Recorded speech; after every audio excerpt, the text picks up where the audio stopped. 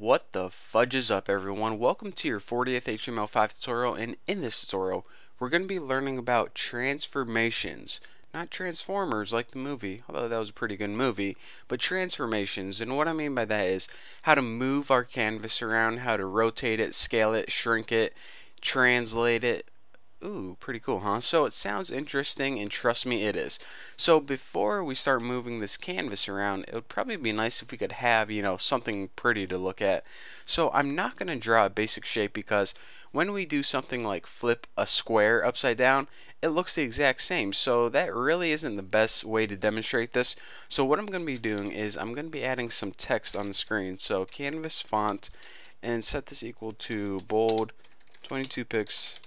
Tahoma, not Tahoma, Tahoma.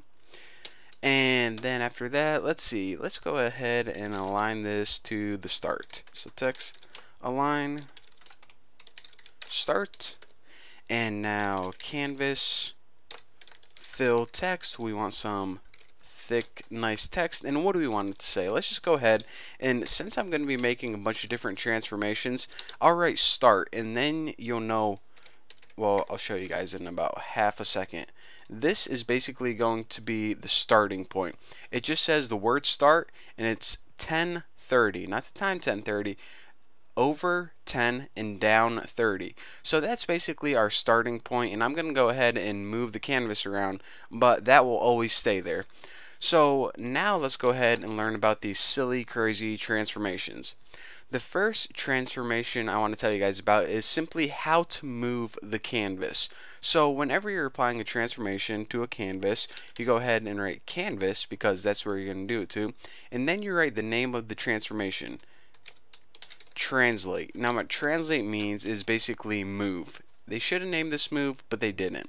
So this function takes two parameters. The first one is the x value, and the second one is the y value. So whenever we do this, we're basically saying move the canvas 100 pixels to the right and 150 pixels down, x and y. So now all we have to do is, well, I guess it would be good if we actually had something to write after that. So we'll just write canvas fill text, and I'm just going to go ahead and copy this piece right there. And what can we write right here? Like after translate. So let me go ahead and save this and refresh it and check it out. My start is right here where it was, but my translate, this little piece after translate, the text is now down here. So even though we're writing both the text at 1030, let me just go ahead and actually change this to 00. So now whenever you write something at 00, it's in the very top leftmost corner. So check it out. The canvas is like right around here. I know you guys can't see the border of it, but basically we took the entire canvas and moved it over 100 and down 150, and that's this point right here. So that is how you translate or move a canvas. And I know what you guys are saying, okay, Bucky, if you move the whole canvas, then why the heck is this start right here? Shouldn't they be kind of overlapping? Well, the reason the start is up here still is because computer programs work from the top down. It follows order one by one. So we're basically saying, okay, we made a canvas, and whenever we make it, by default it's in the top left right here. So we're saying, okay, on our canvas, draw start at 1030. So it went over 10, down 30, and it drew start. And then its next mission was to move the canvas 100 to 150. So it took the canvas and it moved it down here, but this didn't move with it. That job is already done. The computer program is done with that piece. It doesn't like go back and fix things. It works from the top down.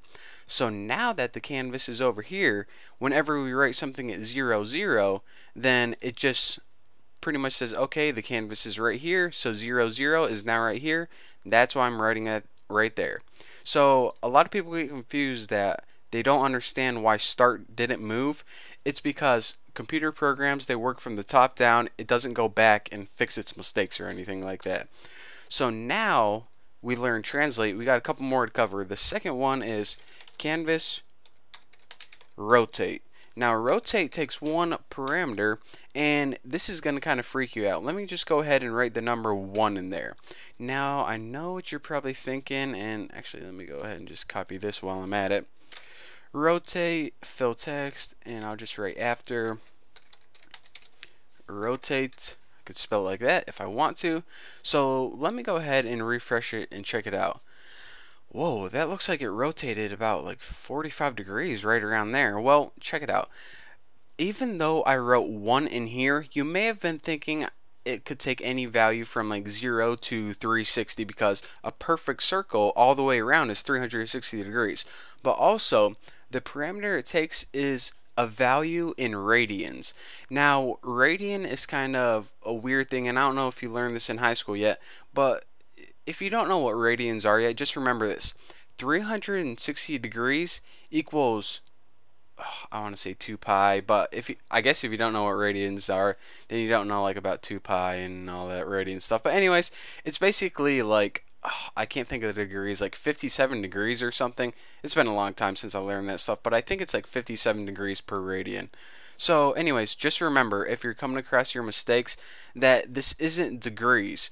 It's actually radians. And if you want the conversion, then, don't listen to me. Go look it up. It's somewhere around 57, or, somewhere around there. So now I want to tell you guys about one more thing, and that is the scale. So we go ahead and canvas and write scale. Then it's going to take 2 parameters. The first value is the x value, and I'm just going to go ahead and write 1.5. And the second value is the y value, and I'm just going to go ahead and write 4. Now, whenever we give it a positive value like that, what we're saying is, okay, I want you to scale this text 1.5 in the x direction. That means left and right. I want you to grow it. So it's basically, if we looked at after translate, it would basically stretch out to here. Now, when we grow it in the y direction, it just means get taller. So now this would be like this tall instead of this tall right here. So now all we have to do is just go ahead and write the text on the screen, and we should be good to go. However, if we write it right on top of this after rotate, then it may be kind of hard to see everything. So what I'm going to do is I'm actually going to move this down 20 pixels and change this to after scale.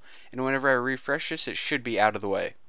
So check it out. Let me just go ahead and expand that baby right there. So what we did is first we moved it down 20 pixels, so that's why it isn't sitting right on top of after rotate. After that, we stretched it, the x value. If you notice, it's a little bit longer than this after rotate, even though scale is a shorter word, and that's because we stretched it this way, and we also stretch it in the y value to grow taller. So remember, look at my mouse right now. It's not up and down like you're vertically watching this. Since the canvas is rotated in this direction, then that is the new x and y. So y is now this, and x is now this.